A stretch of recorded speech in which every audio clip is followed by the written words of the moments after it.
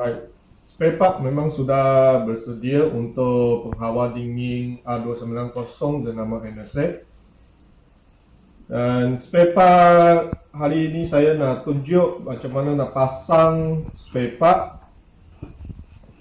Spare part ini sebenarnya menggunakan apa yang dia punya lock, slot ini mesti pasang dengan betul supaya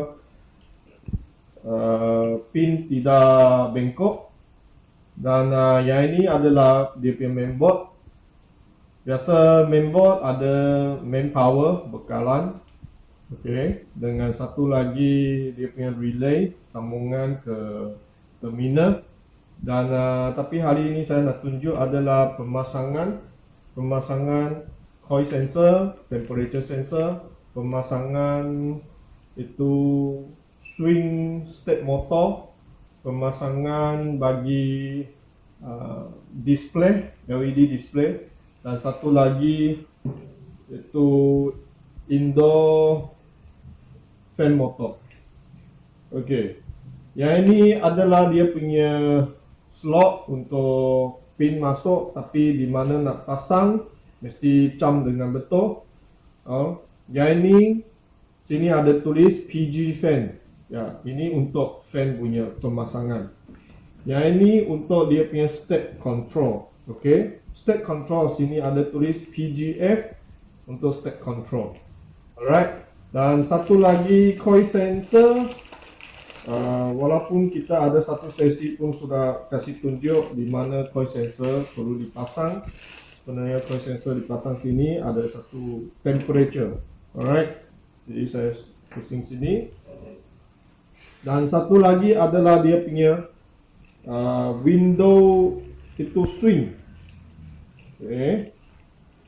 Saya buka ini. Okay.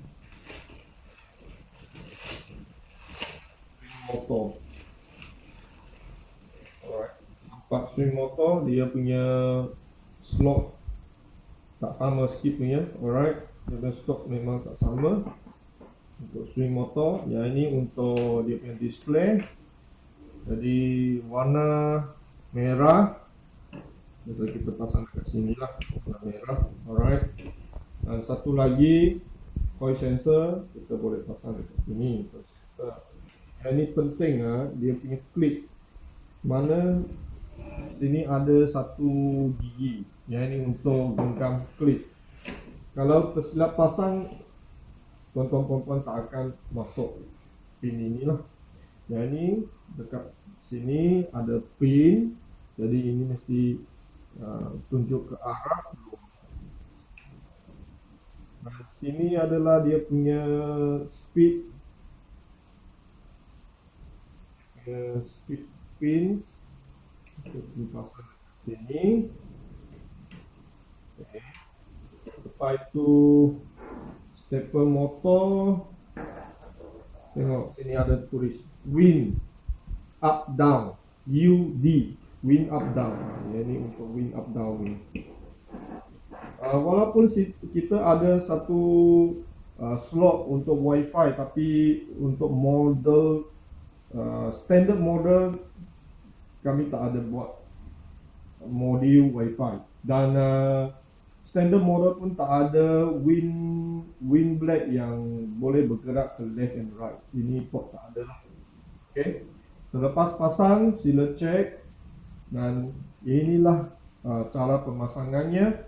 Dan kedudukan masing-masing punya komponen pun mesti dipasang dengan kedudukan yang betul lah. Dan kalau tuan-tuan puan-puan nak menanggalkan slot untuk spare part, sila periksa. Contoh di sini. Sebenarnya tuan-tuan puan-puan boleh nampak sini punya clip. Saya tak boleh tekan. Macam mana saya nak keluar? Kalau saya cabut dengan kuat nanti patah. Biasa ada satu dia punya klip keselamatan. Yang ni klip keselamatan. Tuan-tuan puan-puan boleh kasih tanggalkan dulu. Klip keselamatan, kasih tanggal. Ini. Okey. Okay, nampak? Lepas tanggalkan klik keselamatan, barulah tuan-tuan puan-puan boleh cabut.